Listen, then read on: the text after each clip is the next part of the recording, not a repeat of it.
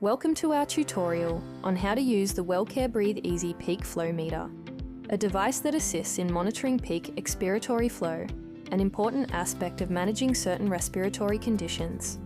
This device measures your peak expiratory flow rate, or how quickly you can blow air out of your lungs.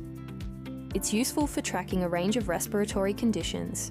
Before you begin, ensure coloured zone indicators have been correctly set as per instructions.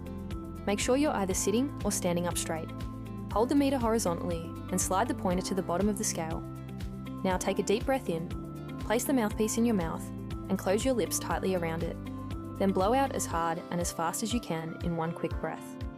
After you blow, note where the pointer lands on the scale.